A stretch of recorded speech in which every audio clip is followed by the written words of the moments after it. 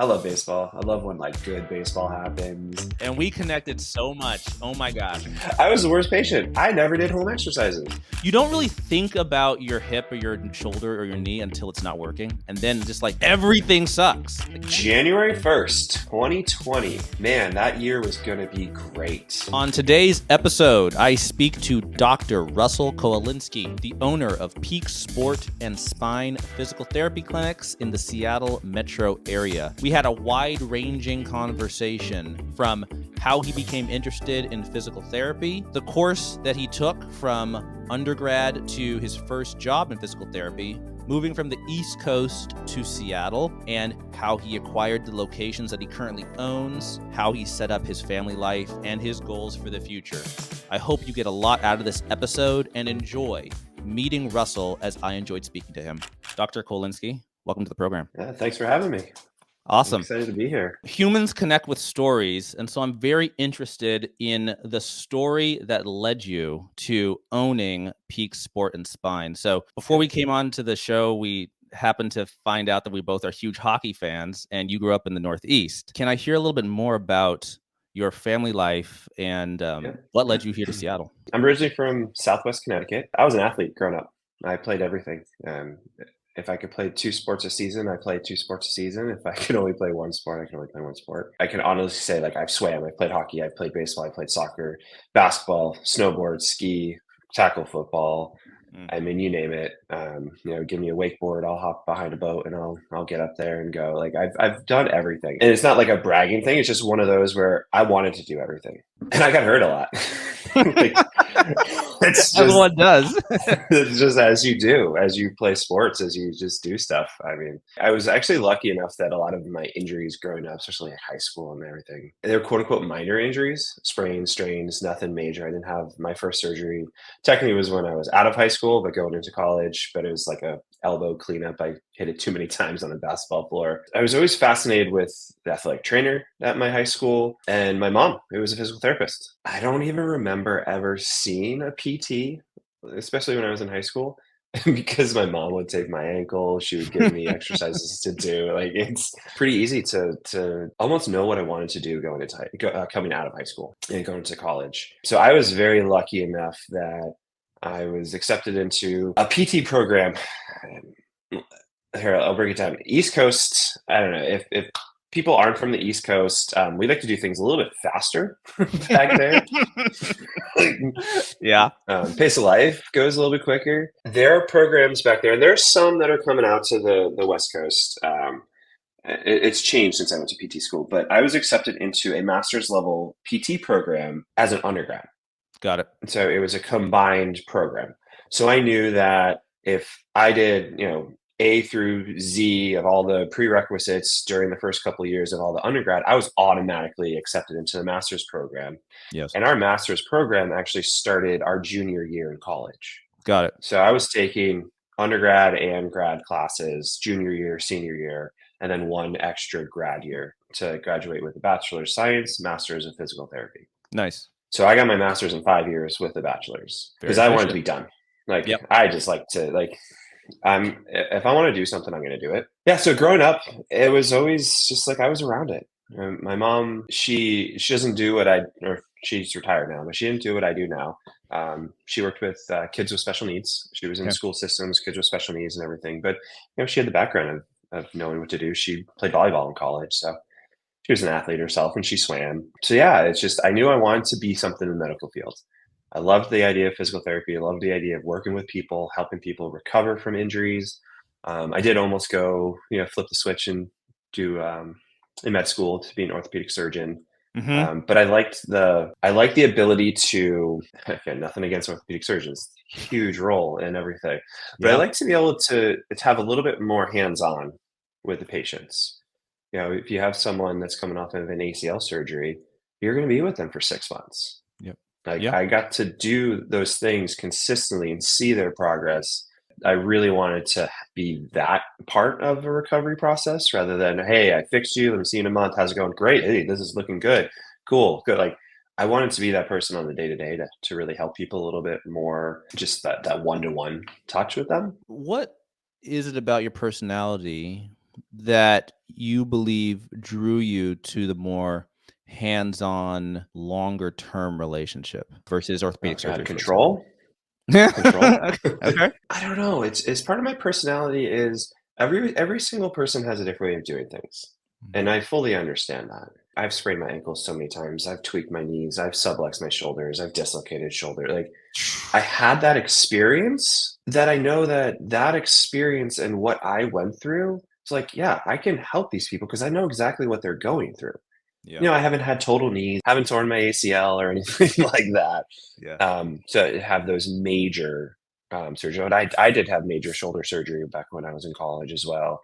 And it was just that knowing what it took for me to recover from all those injuries, I just knew like I can help these people because I know what they've been through. Right. It's just that background of knowing, yeah, that's gonna stink for a while. I understand that, but we got to work through it. Yeah, and as an athlete yourself, you understand how disorienting it can feel to not just no longer do what you love, but like, so I think I'm pretty athletic. I deeply enjoy working out.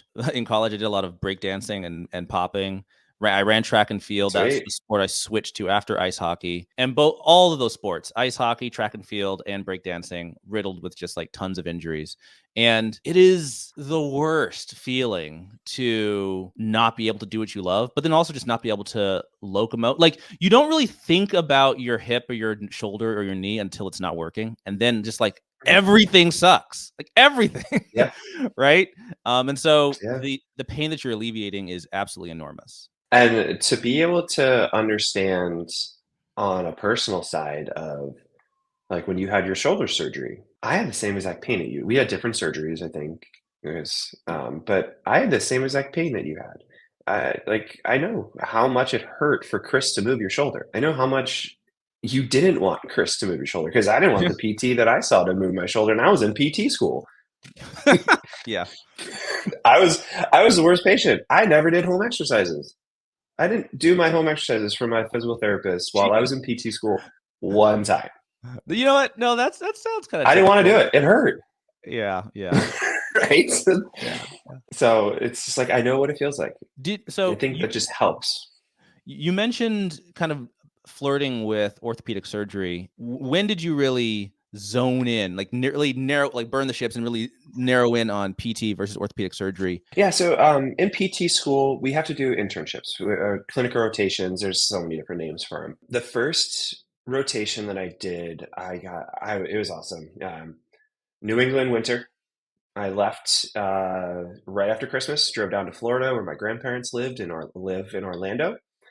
And I got to live with them for, I think it was 8 weeks, January, February, middle of March, like in Florida as a 21-year-old. Like it was amazing. They live right on a golf course. Yeah. I either went for a run after the internship or I went and played 9 holes with my grandfather. Like it was awesome. That's nice. It was then where it's actually orthopedic surgery wasn't on my mind leading up to that. But it was the rotation I did was in a long-term care facility that was associated with a hospital. And I got the chance to just be in the OR with a couple surgeons and just watching what they did. I'm like, this is awesome. Doing putting in total knees, putting in total hips, fixing shoulders, looking at how they're creating the holes for ACL surgeries and stuff. I mean, shattered kneecaps, and they're putting it all back together. My dad is an engineer. My brother is an engineer. Like I have that background as well. So like that side of my brain also was like, this is really cool. Like you get to literally get in there and put this stuff back together. So that was it. That was when I was like, maybe I want to do that instead. Fast forward, I think it was probably like whatever my next affiliation was. I went to the Penn State Medical Center in Hershey, Pennsylvania, and I worked directly with a PT who was providing care for the AHL Hershey Bears. So I got to work directly with the minor league hockey team, help do their dry land, do all their work. Like we had our schedule every morning, like Monday through Friday, unless they were gone for games. 7 to 10 was just Bears. So players would just walk in, we treat them. Obviously, there were some that were on long term. They had surgeries and stuff like that. They had standing appointments and stuff. But I was like, oh wait, no, I like this. This is cool. Mm. I'm working with these guys, high level athletes, get to progress them through things, get to work with them, dry lands, doing all the off ice training with them, Yep. to all the preventative care. Like, yeah, no, this is This where is I want it. to go. This is it. Yeah. Okay. So it was just the two different experiences really like just piqued my imagination for both sides. But then I realized like, oh, no, this is pretty cool. Mm. When I was working with the athletes. Now, do you have a PhD? You have doctor in your title? I have a doctorate of physical therapy. Got it. So Okay. as I said, I graduated 5 years with my master's, Hmm. and at the time that I graduated, physical therapy was going through a big transition from everyone was coming out of school with a master's degree to everyone was then transitioning to a doctorate degree. Okay. Because I think it was 2012. I think it was 2012 for physical therapy programs to be accredited and for their degrees to count for boards and stuff. They Mhm. had to offer a doctorate degree. So we were in that transition. I was 4 classes. I was 12 credits shy of from my master's program to doctorate, and so Mhm. there was it's called a transitional doctorate. I did at Temple University, just 2 classes, two Just get it done. semesters, just get it done. Got it. Yeah, so I technically got that my first year after school. So really, I got my bachelor's, my master's, and my doctorate within 6 years of starting college. Very Like I efficient. said, I just like to get stuff done. Like, yeah, I'm just gonna do it. What was your next stop then after college, after getting accredited? Did you work at a clinic for a while? I want to hear about the path from graduation to business ownership. So Yeah. what was the next step for you? Next step was I found a job in the Seattle area. I accepted a job. I think it was April before I graduated with my master's degree. So Okay. I graduated with my master's in 2008. So Okay. May 2008. Right after graduation, I turned 23. So I was 22, found a job out in the Seattle area. I was looking in Colorado. I was looking in Utah. I wanted to come west somewhere. I had a good friend of mine that we were looking both out here. And then there was 4 people that graduated from the same program as me, but just the year before that moved out to like the Tacoma area. So the Seattle area was a little bit easier just because I knew some people. Um, yeah, got a job with Peak Sports and Spine Physical Therapy in Oh, Renton. really? Okay. So it already Yep, existed. it did. Yeah. Um, yeah. And so I moved out here that summer, started Mm, working in the Renton Clinic at August of 2008. gotcha. And I still work for Peak Sports and Spine Physical Therapy 16 years later. Wow. Wow. Yeah. Okay. So I'm assuming there was a Yeah. buyout that happened at some point. So the history of Peak, it's a great history. There's a physical therapist, Gil Shoes. He has been around the Seattle area for a very long time. He was, I mean, I could probably remember everything, but he definitely was like the director of rehab at Valley Medical Center at one point. Then he started opening up his own private practices, had different partners and stuff. But it was originally Renton Highlands Sports and Spine Physical Therapy, Renton Highlands Sports Physical Therapy was his first kind of one that started Peak. And then Yes. his wife, Ali Shoes, also a physical therapist. Oh, wow. And Okay. then they opened one. Then they opened one up in Bellevue. This is all starting in mid '90s, so Mm, like mm. '96, I think. Renton was opened up. Okay. Then Bellevue. Then they found someone to help open up one in Issaquah. So Gil was the majority owner of all the clinics. At one point, when I came on in 2008, we had 8 clinics. There was the one in Renton, Mhm. where I started. We had one in Issaquah. There was one up in Klahani, Okay. Bellevue, Factoria, Snoqualmie, Lake City, and we had one over in Clay Ellen. Oh, wow. All the way out Um, there. yeah, there was a physical therapist that he was awesome. No, he's still in the area, but him and his wife lived out there, and just yeah, Gil they put one together. Unfortunately, that was the first one to close, Mhm. and it just wasn't working very well out there. Just different type of culture, I guess. So it's 7 for the longest time, and so Gil's model for all the clinics was he was the majority owner, but then he had a partner for each. someone up to basically up to 49%. So it wasn't just on him. Each clinic, we have 100, they're separate from each. So they're all different tax IDs, but it's like kind of an umbrella, a group of individually owned clinics. And at the time with Gil, he was the owner of all of them. So when I came on, there was a clinic director, a part owner. It was about a year after I started. He left. He moved to Tennessee, and we were left with no one in charge. Like, what? Yeah. Did he still own when he His left? wife. Did he still own an interest in all the clinics when he left? No, so the partners at each just owns a portion of that clinic. Okay. So Jason, that one, he was a minority owner of Renton, but he had no ownership in Bellevue or Factoria. Yeah. Gil did. Gil had Yes. majority ownership of all of them with a minority Yes. partner for each of them. So we had no one in charge. The Renton Clinic had no one in charge. Yeah. There was one therapist.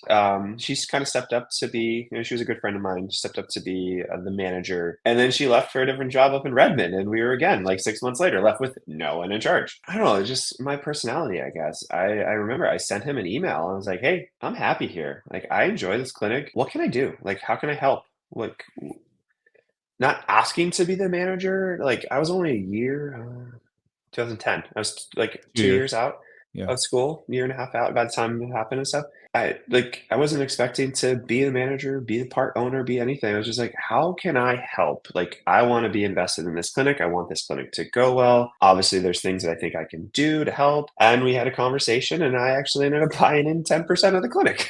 Yeah, so I started August of 2008, and January 1st of 2010, I was a 10% owner. Of the And it Renton just clinic kept going of the Renton clinic, of yeah. the Renton clinic. Got it. And then just kept going from there. But it was 2 years later that Gil decided that he wanted to fully retire, and he was going to sell his portion of each clinic to that partner of each clinic.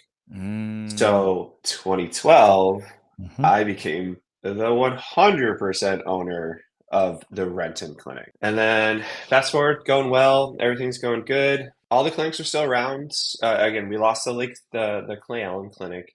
The other 6 owners and we had like an agreement that we were going to stay together, for name rights, for branding rights. Like, we shared website, we shared insurance, marketing. Like, it would have been a pretty poor business decision for any of us to branch out on our own at that point versus stay within our umbrella of Peak Sports and Spine Physical Therapy and keep that name going, because that's who we were known for at that time, over 10, 12 years. And then it was leading up to 2020, sometime in 2019. The previous owner of the Snoqualmie Clinic, John Zanis, reached out to me that he was looking to also wanting to be done, and him and his wife wanted to move down. They ended up moving down to Arizona. So I went through a process of buying him out.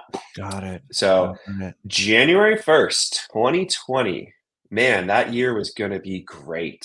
I owned 2 clinics.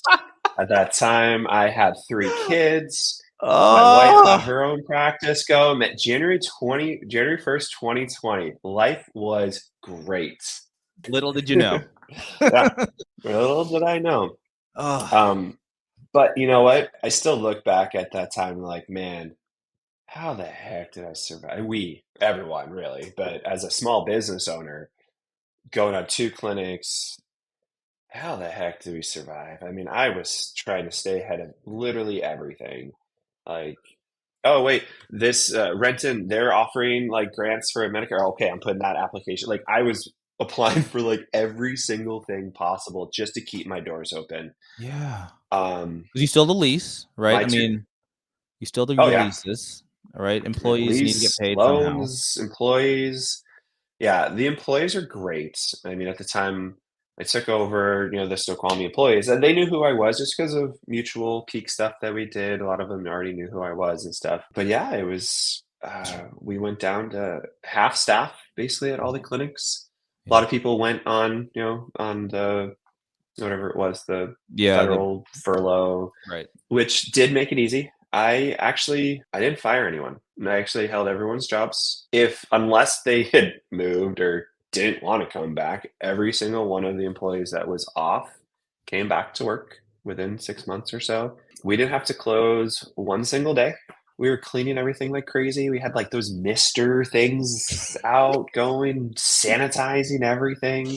Yeah. I mean, my Renton clinic was patients wanted to come in because they had an opportunity to leave their house.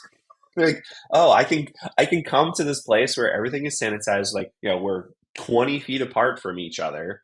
Everyone has masks on. There's gonna be like two people in there, and we were playing movies on the TV. We literally went through like the full Avengers, like the Marvel, like Let's the go. whole list that we went through, like every single series we had up on the TV, so that people could be in the gym, away from each other, just having fun. It's what got us through. PT was classified as medical, right? So you were allowed to like continue as long as people wore masks. Yeah, we were quote unquote essential. And then let's see, 21, I was approached by Allie and Gil. Gil and Allie had still owned the Bellevue clinic. And so I was approached by them to take that one over. I didn't get 100% of that one. Allie Shoes is still a 20% just because she wanted to still have her foot in the game a little bit. She's big on the national level with our private practice section and our national association. So I'm the 80% owner of the Bellevue clinic. And for some dumb reason, there was an office space in Maple Valley. I live in Maple Valley. Okay. That used to be a physical therapy clinic, and it was open. And I decided to create a new clinic in Maple Valley. Let's go. On my own. So January 1st, 2022, I became legally, we started the first of the year. I was the 80% owner of Bellevue, and I opened up a new clinic on the same day. Same day. So I went from 2 to same Russell. Day. Yep. Our first patient, well, technically a second. Our first patient in Maple Valley was January 2nd. What? Wait a sec. Hold on. Yeah. Okay. Hold on. You're clearly a sucker for pain. Had you already been planning to open up Maple Valley and then were surprised by the offer for Bellevue? Like, why would you do both at the same time? No, we were doing it at the same time. You just knew. That's a really good question. Yeah. That's a fantastic question that I do not have an answer for. At the same time, I also took over a baseball facility in Black Diamond and turned it into Peak Sports Performance the summer of 2021 as well. Don't ask me why I did 3 businesses in 1 year. Oh no, ask me why. Yeah. That's a very ambitious move. It was extremely ambitious. The 2 clinics, Snoqualmie and Renton, were in such good spots. Like everyone had done really great work, not just me. The therapists were awesome. The teams that I had at the time were great. Like those clinics were just, it was crazy. Like you think about COVID and what everyone had to go through. Mm-hmm. Like everyone was affected in their own way, in a different way. I'm not saying someone was affected more than I was, or I was affected more than anyone. Like it's just everyone was affected differently. We were never shut down. All my employees still worked. We still saw patients. Like it's not like nothing was different, because a lot was different, but our lives continued. Yeah. I went to work every single day. The therapists that I still had working, the aides, the front desk people that I still worked, we went to work every single day and worked our normal shifts every single day, our normal hour shifts. Yeah. Nothing was normal about it. And so coming out of that in 21, like we were in a good spot that while other people had to like restaurants and stuff, like they were struggling so much, I still had like income coming in because we were still treating patients. Like unfortunate for me, in my 2 clinics, we came out in 21, 22, and stuff started to really lift. Like we were where we should be normally. We had normal patient volume. We had normal staffing volume. Insurance companies were still paying us. So things are really good. Yeah. Oh, relative to other industries, right? Relative to other industries. For sure. I really feel that the medical industry, 22 and 23, is where things really turned to not be really good, because then we were catching up from everything from COVID. But going in, starting 3 new businesses, or taking over 1, starting 2 new businesses in the same year, is because we were out of COVID and we were at great numbers, and our therapists are good, staffing levels were great. Yeah, it was a really promising time. So I was like, hey, why not? On a side note, my wife also owns her own private practice. My wife is a mental health therapist. So together, between the 2 of us, we technically have 6 private businesses. Yeah. I've got So so she many questions. understands that as well. Go for it. Ask away. How did you finance these acquisitions? Was this and what was the ratio debt to equity? Like your own capital? Did you raise investor capital? Did you go to banks? Tell me about all the financing. Renton and Bellevue were private financed through the previous owners. Let's So go. I've Best long-term possible. private finance loans through them. It's what I want to do. Like in the future, if I were to sell, I don't want to sell to a corporation. I don't want to sell, like I want to sell to one of my employees and give them the opportunity, because that's what Gil gave me. And that's what he Mhm. wanted. He wanted to sell to us, to the people that, wanted these clinics to stay what they were, Mhm. and even just grow like the business that he started. So he gave me the opportunity, and Allie, his wife, they gave me the opportunity for those two clinics, for Renton and Bellevue, to be on a private finance loan. Like the Renton loan, it was a 10-year thing. I paid it off in about 5 years. So Snoqualmie was a SBA loan, a 10-year SBA loan, started in 2020. Actually, hopefully, not hopefully, it'll be paid off next May, 5.5 years later. I fall straight to the bottom line. It's awesome. Let's go. And then Maple Valley was 100% because I had two very profitable clinics. It was liquid. It was just, Equity, I 100% was equity. able to equity. Yep, 100% equity. Beautiful. Yep, did it all myself. Didn't have to take a loan out in the beginning or anything. Like I did, since recently I've lines of credits and things Mhm. like that, just to help if I need and stuff like that. But I didn't have to take out a SBA, a lump sum, a private, nothing, just equity. And then same thing for the performance center down in Black Diamond. So Equity that as one well. technically isn't a physical therapy clinic. Yeah, that one technically isn't a physical therapy clinic. We consider it a performance center. There's a huge turfed area. There's batting cages. We run speed and agility That's so classes. A sick. couple trainers to do, rent it out to a few trainers. I have a baseball coach. I now rent it out to another private pitching coach. So yeah, we do birthday parties. How did you determine valuation during the buyouts? What was the napkin math that you used? It was basically, I didn't really know a whole lot at that time. So I trusted Gil in terms of what the true value was once I saw the numbers and everything. And I talked to a lawyer and stuff like that. It was just I think at the time it was like a 3 or 4 times EBITDA. Okay. The Snoqualmie loan, that was a fun process. Because I knew that the previous owner, he was definitely overvaluing it a little bit once I saw like how many patient visits and stuff like that they had. And I'm not saying it's a bad thing. Like again, I don't know what I'll overvalue my clinics if I ever want to sell. Right. Um, but because of the SBA processes, they were like, yeah, no, this is not value. This is not worth that much. So this is what we're gonna give Russell to buy your clinic. At that point, I was like, dude, This is all I I got, can't man. make up that difference. Like That's all I got. I have no other option. So Yeah. so we did a little bit of negotiating down, but yeah, they had their formula. Again, it was based off of EBITDA, and stuff like that. I think it came out to be about around the four to five. Mhm. Um, Was it and normalized then same EBITDA? thing with, Like a trailing 3 or 4 year normalized EBITDA? yeah. Yeah. And then Bellevue, same. It was with Gil. I just knew a little bit, Gil and Allie. I just knew a little bit more. So it's like I dug a lot deeper into the numbers and looked at this and what was that. Like I just financially knew what to look for a little bit more. But we went a little bit more of a professional route. They had an evaluator that they knew from like a private practice, and Mhm. I found one through our association, and we kind of just did both and combined it and saw and figured out a number. Nice. Let's get into the meat of it. Tell me about margins. How good is the physical therapy business as a business? 21, like going back to 21, coming out of like all the lockdown, all the heavy COVID stuff, like I said, we were in a really good spot. Things were going, we were pumping out patients. Man, everything caught up in the last 2 years. Inflation, right? Mhm. Inflation caught up to everyone. Insurance companies don't do inflation.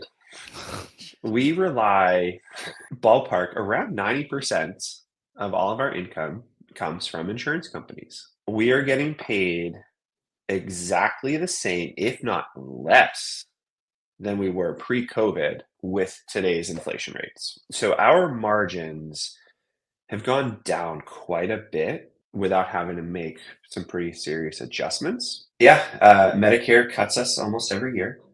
we had I think this year it was negotiated back down. It was supposed to be over a 3% cut. We got at our national association and stuff, got it down to like a one and if I'm wrong on the percentage wise, but it's like a 1.5%, 1.8% cut. Yeah. But we were cut last year. We were cut 2 years ago. It's almost every year, the last 3 years, that we've had a decrease by Yeah. Medicare. Medicare. And a lot of the private insurance companies kind of follow suit, or they just don't cut us. They just keep it flat, keep us at the same level. A perfect example is one of our better insurances that we see that we get paid by Premera. Blue Cross Blue Shield Premera. It's a big one. That's the insurance that we have as a company that I provide for my employees. That's what I have personally as well with my company. So we get paid the same, roughly safe, maybe pennies, a little bit more here or there than last year, but nothing drastic. I pay 14% more for my employees' insurance plans this year compared to last year. This feels like a scam. Something about this just doesn't. So what the issue really has been over the last year to year and a half is I'm a private company. Yes. Like my clinics, my 4 clinics, not counting Black Diamond, but Maple Valley, Renton, Bellevue, and Snoqualmie. The other 2 factory in Lake City are still owned by the owners that bought out Gill, 10 years ago. So I have still a great relationship with them. But my 4, I've had to just really look at what we are doing, how we can do it differently, not because it's being done wrong in terms of like the therapist side and billing and how many patients we're seeing and how we're seeing them. It's based off of how can we actually get what we not deserve. We're not greedy people. Physical therapists aren't greedy people. We do feel like we should get paid for what we do. Hell yeah. No, you provide an extremely valuable service. So it's figuring out the game of insurance companies. Like, you got a bill from us, or you got an EOB from Premera when you saw Chris. Ballpark figures that the visit may have been billed out at like $300 for the visit. We're going to get between 52 to 55%. So if it's 300, we're going to get 150. But if I bill 150, knowing that's what Premera is going to pay me, they're going to give me 75. Yeah. Like, so it's just we just have to figure out the game. For each individual insurance company, how can we adjust what we have been doing to still be able to do everything that we need to do and should do and want to do tomorrow versus yesterday? Because the margins have gone down because we haven't actually got an increase in what we're being reimbursed. In your P&L, I have a guess, but I'm interested what the main impacts of inflation are. We're talking lease payments, we're talking employee costs. What are some of the other inputs to running your business that have gone up in price? My leases haven't changed, right? Like, I've had my leases in place, 8-year, 10-year leases. So it'll be interesting to see what happens when I go to renew them in like 4 or 5 years. Yeah. But all my therapists, they deserve to have more money for what they're doing. They deserve raises. They deserve this. And I provide them with that as much as I can. But it's also, we're trying to get them to truly understand just because you're here doesn't mean I can give you more. Yeah. Like we've put in much more productivity standards. And my productivity standards for my 4 clinics are actually pretty low in comparison to some of like the bigger corporate companies in our area, which are much higher. They're pretty low. I want my therapist to see 75% of a full schedule. 75%. I'll pay you 100% of your salary if you see 75%. But if you're only seeing 71%, why do you feel like you can come to me and deserving a raise? Like, you're not hitting what I'm asking you to do in the first place. Can you do that first? And then we can talk about it. So it is definitely employee costs. It deservedly so. Everyone is feeling it. But then it's just like expenses. Again, our insurance went up by 14% this year. The TheraBands, you probably got it. The stretchy bands. The brand that we historically have always used. They're like one of the leaders in that field. Literally double the price. Jeez. For the same band. Yeah, for a roll of the stretchy bands from a year ago to now, or a year and a half ago to now, is basically double. Maybe a couple bucks less than double, but like, we're having to go to different vendors, go to different companies, change the products that we're giving out because, like, well, all right, this one, well, they're 30% less than what it is. Like, so just constantly looking at differences in what we can get, what we can spend, and how can we get more. When you bill for services to insurance, how long do you have to wait to get paid? It's like 26 to 28 days. Okay. It's not terrible. That's usually our average. And that's when our billing company is working. We switched to a different billing company 2.5 years ago because our previous billing company that we outsourced to, it was around 40 days, 42 days. Like, yeah, that's not going to cut it. About 28 days, but that's, it's getting my therapist to do their notes that day. The quicker that our notes are done and are billed out, the quicker we get paid. Yeah, that's super important for growth and managing your cash flow. Where does growth come? And where have you seen the most success growing? Are you doing partnerships? Because I feel I came to Peaks through a referral from, I'm blanking on the name. It's a big orthopedic center right there in Issaquah Highlands, right next to the Swedish hospital, like right there.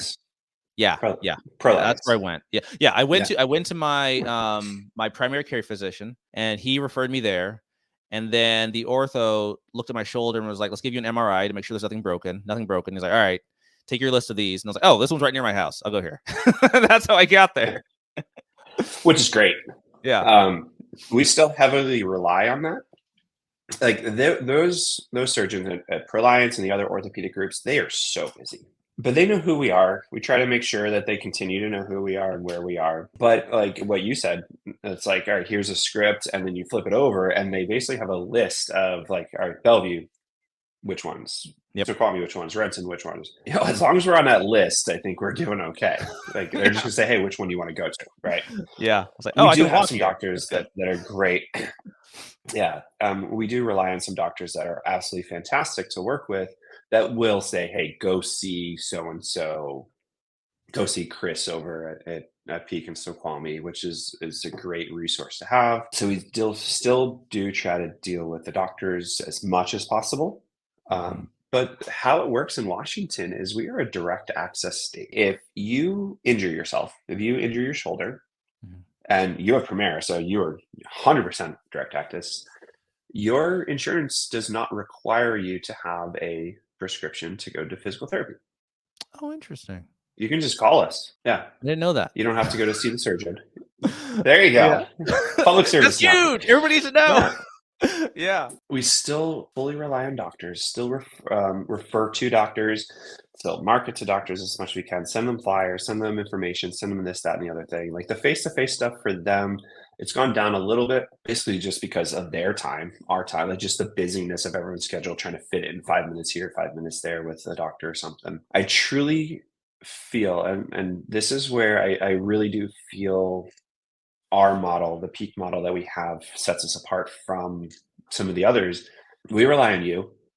Like however you came to see us, we treat you well, you get better. We treat you how you deserve to be treated, in a way that gives you a good experience. Are you going to tell your neighbor that just hurt their shoulder where you went and that they should go there?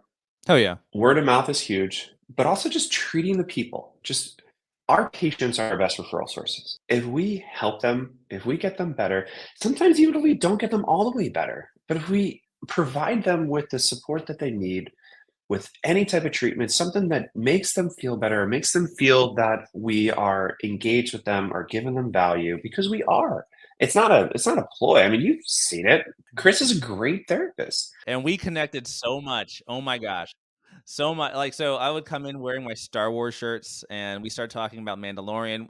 Found out he's a Lord of the Rings fan, and the Rings of Power had just come out. I still haven't watched it. But yeah, we were chatting Marvel, Star Wars. I mean, this was great. It was great. Shout out Chris. You had a great experience. Yeah. You're going to hopefully tell someone else that you had a great experience. He was awesome. Go see Chris, go see Rachel, go see Phyllis, whoever. That relationship that you just formed with Chris, or you formed with Peak, and we put it more out in the community with, what we do with the high school, what we do with other youth programs. Like we're the sponsor for Cascade FC and provide medical support for their tournament. I have the athletic trainer for Mount Si High School. I run their Wildcat Speed camps every summer and every winter. Just getting our name out and then having those people come, so that it's just that recognition. I truly feel it's not more important than getting the referrals from the doctors, but it's right up there, because the more people that we can, here you go. You're the prime example. The more people that we can get to understand that you actually don't need to go see your doctor if you sprained your ankle. You can just come to see us right away. We are your primary care orthopedic injury. Like, we'll assess you. We'll be like, yeah, actually, I think you do need to go get an X-ray, or you do need to go get this. Yep. But if you don't, or even if you do, we're still going to treat you. Like, there's still stuff that you can do even if you need to go get an MRI. But that's what our doctorate degrees have provided us with, more of that primary care for those orthopedic injuries, and how to weed out what is in our scope and what is not in our scope. Like, if you come to me with this weird back pain and I put you through all these tests and measures and nothing changes, and I'm like, I think you might need to go see a specialist, because nothing really makes sense right now because of referrals. And like, it could be a kidney stone. It could be something like, you need to go see this person out. Like, we've been trained in that. That's part of our schooling. That's part of our doctorate degree, to make those decisions. And actually, in most states, there's still some states that don't have as much direct access, but we are 100% direct access. There's still a few insurances that you need like authorization and stuff from doctors and things, but it's very few and far between.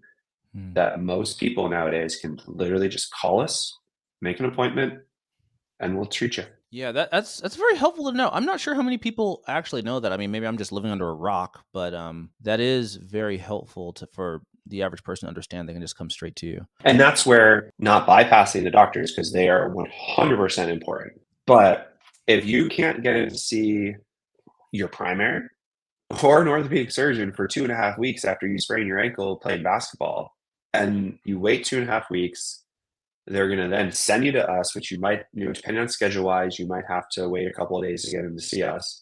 We're now looking 3 to 3.5 weeks out. You're either doing pretty good because it was minor sprained ankle, you might not need a whole lot, or you're doing horrible because it's been 3.5 weeks since you sprained your ankle. Yeah. Versus, you sprain your ankle, you just give us a call. And it doesn't even have to be us, right? It can be the people down the street, but you can call a physical therapist and we can get you in within a couple days, saving you that amount of time, saving you the specialist copay, saving you the other doctor's visit just to send you here.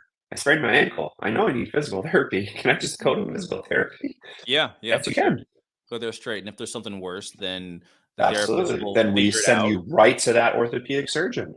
That's right. Do you create content for your business on Facebook, YouTube, I don't know, YouTube, Twitter, anything? I'm horrible. Not really. I've, over the last few years, especially transitioning into much more of just an admin ownership role, that I no longer even treat patients as of last January. Yeah. Wow. I begrudgingly stopped. I was treating patients, and then I come back to my computer and I have like 10 new things that I need to handle, and this, that, and the other thing. And then on the other side, the couple places I was treating at, I'd have this packed schedule because I've been treating there for 16 years in Renton and 10 years in Snoqualmie, or 4 years in Snoqualmie, sorry. And I conceded away, I had people that just wanted to see me. Ooh, cool, great. But you can see them too. Like, they're just as good as me. Yeah. And they have openings. You'll actually get in. You're going to get in a lot quicker. I'm only here 1 or 2 days a week. I'm not magic. 5 days a week. Like, they're actually going to get you better quicker because they're going to see you more often than what my schedule allows, right? Yeah. So it was that, like, why am I have this packed schedule when, like, all those people have a little bit more openings and they can really help you a lot better than I can. So it was January 1st, is start of the year this year, that I was like, I'm going to see how it goes. I miss it, but the clinics are doing well that they don't need me to treat. I have the correct staffing levels that they doesn't need my schedule. But if something were to happen, I can just jump right in and see a bunch of evals and just get them going. What I've realized of that is, any business owner, you can't do everything. And that's been my journey the last 2 years of getting to this point. I can't do everything, and I'm not good at everything. Darn it. I admitted it. Um, It's a blessing. It's actually a blessing, yeah, right? it Because now is. you're It is. forced to level up and you're No, forced to become a manager and a leader. I have a manager at each clinic. I have a PT who is the clinic manager at each clinic. I have one of my front office managers in Renton who I've worked with her for years. She's kind of like my director of front office. It's like I put people in more managerial spots, one to help me do a lot of the day-to-day stuff or to do the day-to-day stuff so that I don't have to do the day-to-day stuff. Because if I'm in Bellevue and Renton on Tuesdays and Thursdays and something happens in Snoqualmie, I'm not there. I need someone there to handle that. Or if an employee has a question about their benefits or whatever, and they quickly email me, but I have a meeting, I have this, I have that. I have now someone who does all of my human resources. Like I know what I'm good at and what I want to do. I know what I'm not good at and shouldn't do. So I've been able to push those roles off onto other people who are much better at that than I am. So going back to your question, I'm not good at a lot of like content stuff. I really wish I was. I really want to be, but I know I'm not. So I do a little bit of it, and I just haven't found someone to do it. My wife helps me a lot. She does a lot of like stuff on like Adobe Spark and makes Nice. posts and things like that. But and then the association, the Physical Therapy Private Practice Section Association, they provide us with a bunch of things. So like every month, I try to go in and to their monthly newsletter marketing things and put our Peak logo on it and tweak it here and there and put that up on our blog and post that out and stuff. But in terms of original creation, not a lot. Are there any books or courses that you have ingested over the past 2 years as you've been making this transition to help you level up your business ownership skills? So, go back to it. It's called the private practice section of the American Physical Therapy Association. So APTA is like the mothership. And then there's just specialty practices. There's neuro, there's private, there's orthopedics, there's sports, there's geriatrics. So I'm part of the private practice section. It's people like me, it's the non-corporate owned PT clinics. And in there, I started this group. It's called Peer-to-Peer Network 2 years ago. And basically, they grouped me with 5 other people across the country, like-minded in terms of some surveys and things, but also very much similar business practice. Couple clinics, our annual revenues, plus or minus, we're in the same range and stuff. And so I get to meet with these people. We have monthly meetings that we go over stuff, we network, we talk, we share ideas, we troubleshoot, we provide support. And one of the processes going through this whole program, there's a book called Traction. I don't necessarily do it 100%, but it's just like the idea of how to meet with people, how to create like good meetings, how to create plans. Like what are your big issues? What are your small issues? What are your rocks? Those really big issues.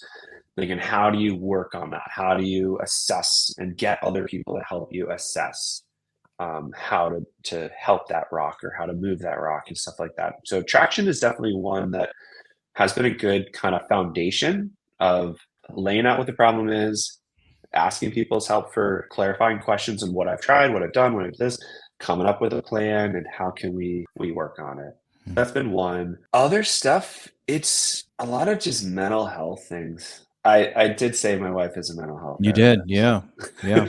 It's not necessarily business side, but just what has really helped me is just understanding a little bit more of me, my weaknesses, just going back to that. I have 3 kids. I love my family. Like I'm in this because I love doing it. Being a private business owner has allowed me to have the absolute most flexibility. Well, and especially now that I don't treat patients. Yeah. When I used to treat patients, it's like, my life revolved around, I got 10 people today, 12 people tomorrow. If I need to do this or that, I got to cancel patients. Yeah, you still had a job. You had a job with economic upside, but now you've actually stepped away from that. Yeah. I do feel like I do the most work that I've ever done. Yeah. Right. I'm always working. There's always someone emailing me. There's always someone calling me. There's always someone texting me. There's always something going on. On the days that there's nothing going on, it's really weird. Like I think I could just go home now and like work out. We'll see. Like, Am I forgetting something? What yeah, should I be right. doing? But I have the most flexibility. I can coach my son's hockey team. I can get my girls to their dance. I can get my girls to the ice so that my wife doesn't have to do it all. We have 3 kids. They do 2 sports or 2 activities year round. Both of us are home or done with our private practice jobs by 4 o'clock. Oh, wow. Well, because the kids get off the bus at 4:10, and by 4:30, we're freaking gone.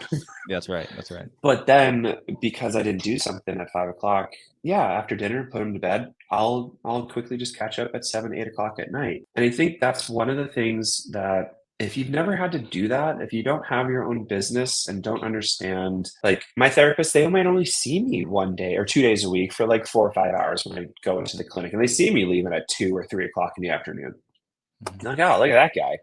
I'm working for him and he's just leaving early every day. Like, dude, you have no idea. Like being that private business owner, it's a different lifestyle.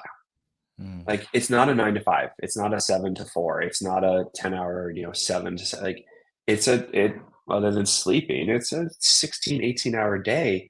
Some days it is, some days it might not be, but I'm always working. Like I brought my girls up to their figure skating stuff last Tuesday. They're on the ice for an hour and a half.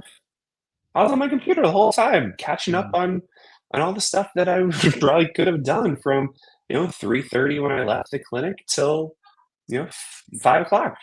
But I was just doing it from 5 to 7:30 instead while I was sitting watching my girls skate. So it's just a little bit of different of a lifestyle that sometimes it just feels like people don't understand that, Yeah. especially like employee wise when they just see you leaving at 3 o'clock in the afternoon. Like, no, I'll be working till like 9 or 10 tonight. Don't worry, I'll be okay. But it's allowed me to enjoy everything else that I like to do. So Yeah. going back to your question, a lot of mental health stuff, understanding myself, understand what I'm good at, what I'm not good at, what I should prioritize, what I shouldn't prioritize to allow me to still be here, Mm. still enjoy my family, still enjoy the things I like to do, as well as work a lot. On net, is it worth it? Yeah, it still is. It's a lot more work to make it worth it, but it's also I look at net in terms of what I'm able to provide for my family and what I'm able to provide for my wife and I and a lifestyle. And we're not living like this rich and fancy lifestyle or anything like that. But we have a lifestyle that we're able to do the things that we like to do and allow our kids to do the things that they like to do. So we don't have cheap sports that we do, but we've made our business decisions. Like I'm not an employee, I'm a business owner. I can kind of change how I want to do things for the better of my businesses, for my employees. Like they are important. Like I need to make sure that they are taken care of. But also, like, well, if I do this, this also gives us a little bit more time, maybe a little bit more money, or it just keeps us financially stable that we can do all the other stuff so that my kids have every opportunity that they possibly can have. Where do you see your business holdings going? And I'll explain what I mean by that. So there is growth within your existing businesses, clinics.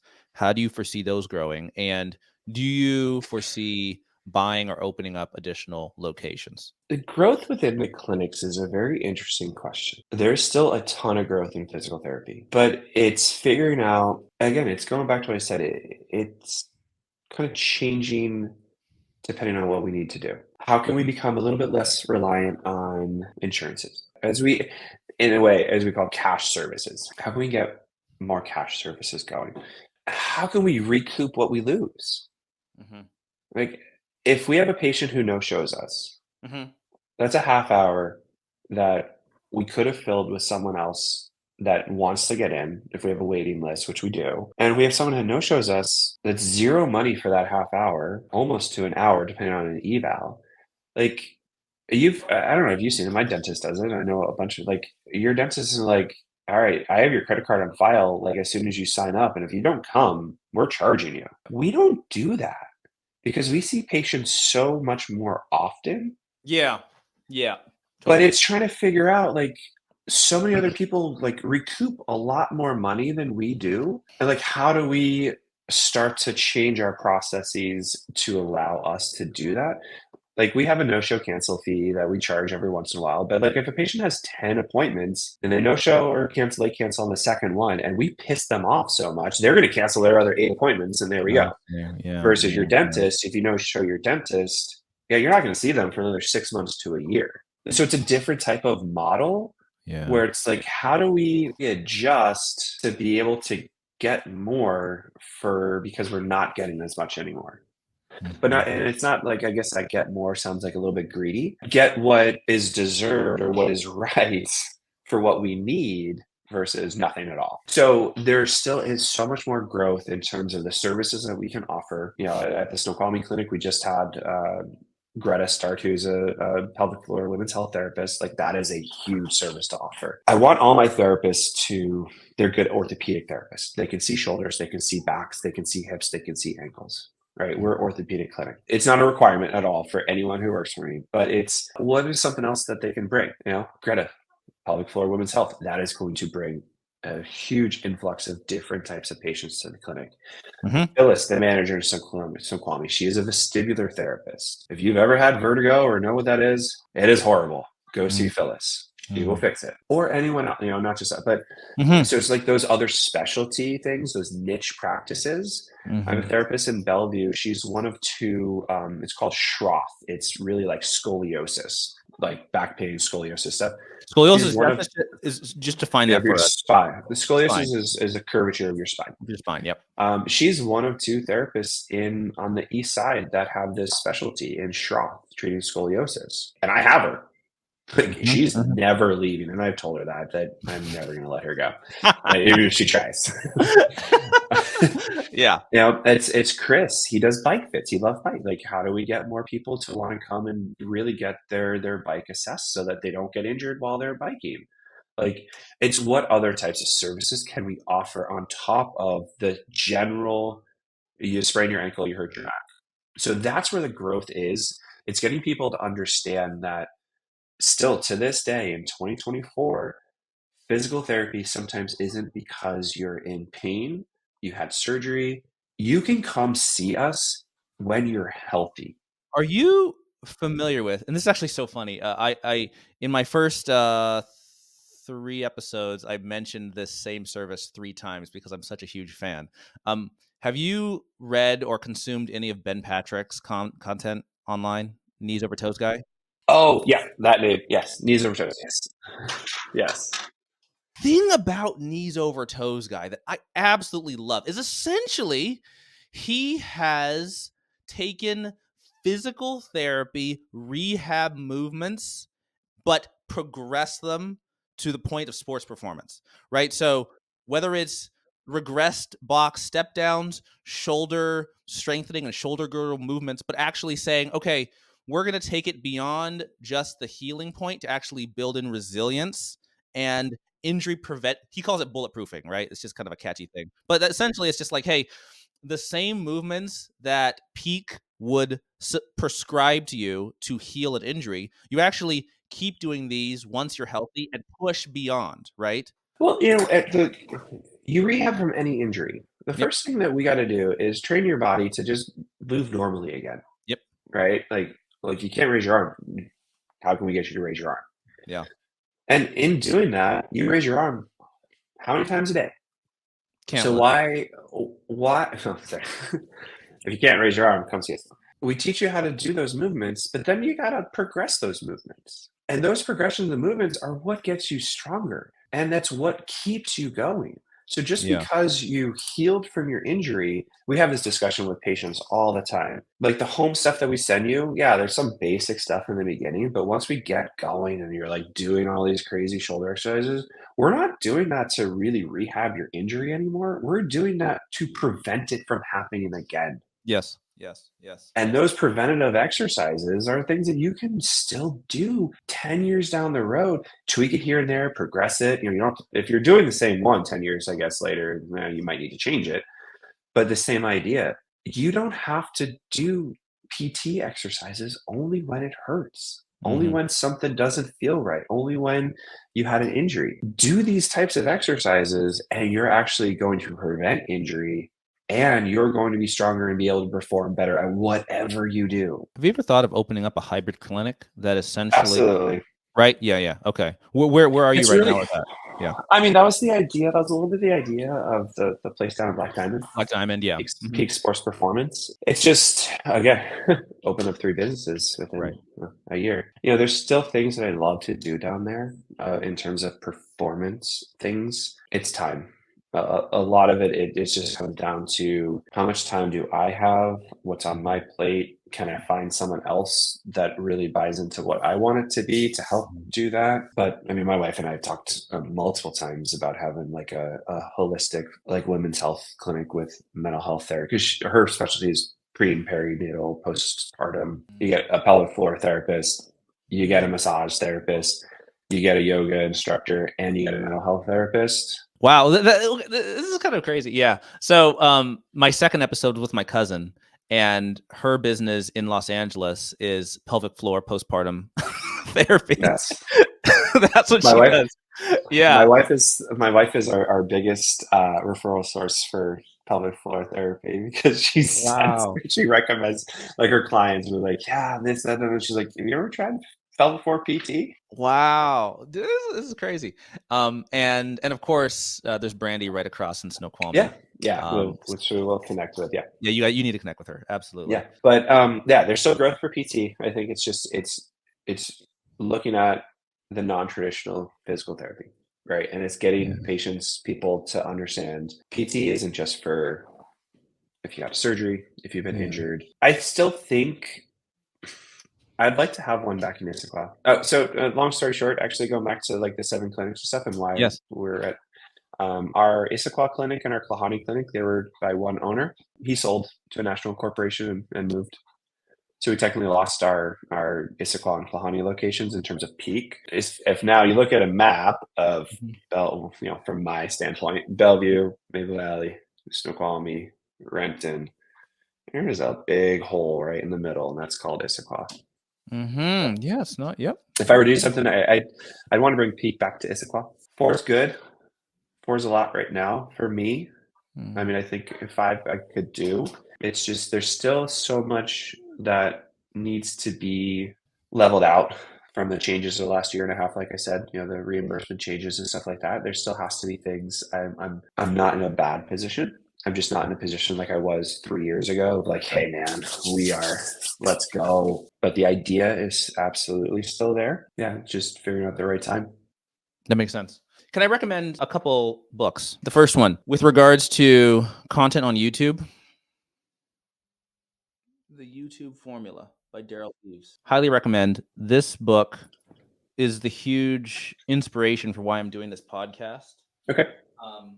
It goes into how to succeed on YouTube, the opportunities on YouTube, and with regards to what Eden Group is all about, it's about scaling science-based fitness businesses. I don't really know or care to hone in on exactly what the business is going to be at the moment. For me, it's all about building an audience and building a show that gains a viewer and then figuring out how to help that viewer down the road. The inspiration to read that book came from another book, which is The Embedded Entrepreneur. Yeah. So I read this before the YouTube Formula, and it talks about how to create content and build an audience on any platform. It's a platform agnostic, right? And how to kind of grow your business that way. With regards to fitness businesses, and I would say PT also falls into that. 2 books by Alex Hormozi. Are you familiar with Hormozi? No. Okay. Gym Launch Secrets is very specific to growing and scaling fitness businesses and gyms. PT is slightly different, right? Because you're billing for insurance. It's not quite the same. But based on our conversations about growth and relying less and less off of insurance and more on cash services, what that tells me is positioning and reframing what you do in such a way that people see it differently from just fixing my shoulder. right? Yep. Because once my shoulder felt good, it's like, I'll just go back to the gym, right? Exactly. And so, but if it's like, we're going to fix your shoulder and we're going to bulletproof it and there's an ongoing maintenance recurring, then suddenly I'm like, well, maybe I'll cancel my Anytime membership and become a member at Peaks, because it's not just about my shoulder. It's actually an ongoing thing, right? And so the last book I'd recommend is another Hormozy. Back it up. $100 million offers. This is industry agnostic. And essentially, it's about crafting an offer that is so good you'd be stupid to say no.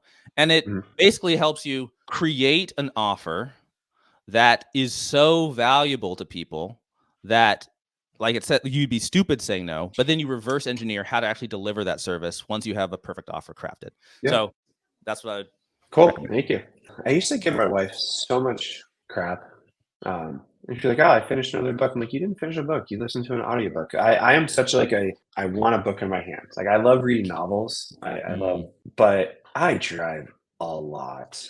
Yeah.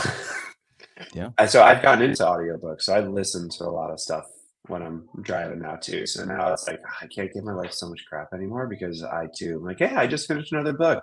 Nope, it's not the one that's hard copy sitting right there next to me.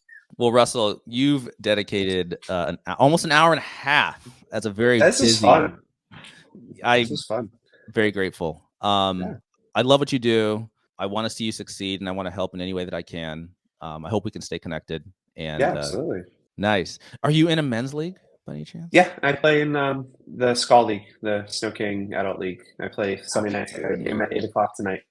All right, I gotta join this thing. I'm in another group with a gentleman who is at the Renton rink, and he's been bugging me for the past 6 months. Like, hey man, when are you gonna join? It's like, dude, I don't have all my gear. I need to actually buy all that's how it started for me.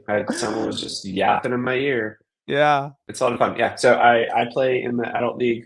I'm on my 3rd year coaching. My son just moved up to 12U. I'm technically considered the Snoqualmie rink division coordinator for 12U.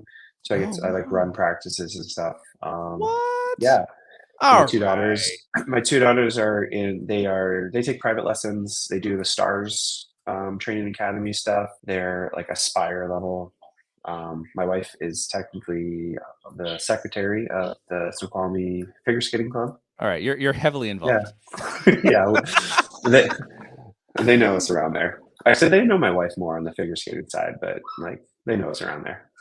Dang. All right. Yeah. The gauntlet has been thrown. I need to join, and let's go. There's no game like hockey. I mean, it's so much fun. So we're still in like preseason scrimmages. My son, the Skull League, the Adult League started. We're on our 2nd game tonight. So we had a scrimmage that I coached yesterday morning at Snoqualmie, 9:45 to 10:45, and then my son had a doubleheader baseball scrimmage for his select team, 3:30 to 7:30. So coaching hockey, sitting at, like, I do a dry land warm up upstairs, and then we coach and do this and go home. And then I used to coach select baseball. I don't anymore. He's on a new program. It's fantastic. It's great. I just get to sit there and watch, and sometimes just run Game Changer, like the scorebook on the phone and stuff. But hockey season has started, right? I'm sitting there, and it was a scrimmage. Again, these boys, they have a good select team. We won a tournament last year. They're competitive. They're good. Nice. But they just started practices again 2 weeks ago. Like, some of them, my son he's still, I mean, I own a baseball facility, so he's been hitting, he's been pitching, and he has lessons and stuff. But some of these kids are good players, but they just haven't done a lot in the last few weeks. Yeah. They lose the ice legs. They lose it. It was a pretty raw baseball scrimmage for 4.5 hours yesterday. Yeah. And I was sitting there like, I love baseball. I love when like good baseball happens. Yeah. Man, hockey is so much cooler for that 1 hour this morning. Nice. Now, I gotta ask, you're not a Bruins fan, are you? I was at one point. I mean, don't do that. I'm all right. All right. I grew up in Connecticut. I grew up in Southwest Connecticut. Yeah. Connecticut doesn't have any. Well, we do now. You used to have the Whalers. They're gone. Used to have the Whalers. Yeah. We have UConn basketball. Okay. men's and women's UConn basketball. Like Yeah. I'm a true Huskies fan, and we have the Connecticut Storm for WNBA. But we have no major, 4 major. We don't have major professional sports teams. Right. So you either are a New York fan or a Boston, Massachusetts, New England fan. My parents are from Long Island. They're Mets and Jets fans growing up. So, of course, my dad's watching Mets and Jets as I'm growing up. Like, when I got old enough, I'm like, why the heck am I watching Mets? I don't like the Yankees. I'm a Red Sox fan. So I love the Boston Red Sox. All right. Fair enough. Hate the Patriots with a passion. Good. Because my dad is a Jets fan, and I'm still a Jets fan. Let's go. I'm sorry. No, it's fine. I was much more of a Knicks fan than a Celtics fan.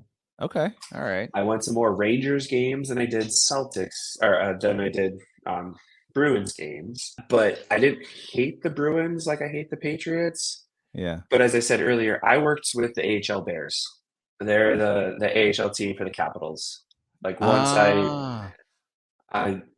I would say I'm a Kraken fan. I have season tickets to the Kraken. I'm a Kraken fan. But then I'm a Capitals fan. Okay. Capitals I'm good with. My brother lives in Maryland. He goes to Capitals games. No. That's good. That's okay with me. So, I don't mind the Bruins. I like some of the players. And my son, he loves hockey. So he turned into a Reds. He loves watching the Red Sox with me. So it's awesome. He likes the Mariners, but he loves watching the Red Sox with me. So of course, Boston, Bruins stuff. He's like, he loves pasta, Pasternak. Yeah, Pasternak. Yeah. So he is a little bit more on them just because of the Boston connection. And we went to Boston last year, so we got to see the stadiums and stuff. We went to a Sox game. Nice. It's weird sports allegiances in that neck of the woods. Makes sense. No, but yeah, I go to Kraken games. We go all the time. Not going tonight for preseason because I have my own game, but nice. Yeah, I was at training camp on Friday morning. Really? For the Kraken in North? Yeah. Nice. Oh wow, yeah, dude, you're really into it. Oh my, you've inspired me. You've inspired me, Russell. It is time for me to just, So we have like a house team. He just plays on C level, the rec, but we play like the rec level, the C level for snooking. We play the Kraken teams, the junior Kraken teams. We play Seattle Selects or Seattle Juniors. We play Tacoma. We play Kent. So we move around. So it's an awesome league to be in. It's just not the select level, but he plays select baseball too. Like we can't do 2 select sports. Yeah. I was wondering how much traveling you're going to have to do for both sports. Yeah. But we always put together like a spring dev team, we call it, of like some of the better C-level players. Mm-hmm. We took a team up last year. We won a tournament up in Canada, and we're going to do a couple more of those this year. So we're going up to right before New Year's, end of December, right before New Year's. We're going up to Vancouver to tournament up in Kowalinski. But we're staying in Vancouver, and we're going to the Canucks Kraken game because it's on December 28th, and the whole team's going to be up there. So, yeah. Oh, dude, what day is that? I might have to go to that. December 28th. Oh, man. Yeah, so I haven't seen a game up there yet. So, yeah. Dude, okay. Well, no, it'll take. No, actually, we can edit this out. I gotta get my, I gotta get my Canucks gear. All right. As much as I would want to root for the Kraken, if we're going to the Canucks, I had to wear my. Outside, cool. 1994. Yeah. Nice. We're going all in. Cool. Nice. All right. Yeah. Well, Russell, we'll meet again. Yes, absolutely. This was great. Let's do it again. Play some hockey, and you have a great rest of your Sunday. Thanks, man. You too. All right. Take care. You too. Bye.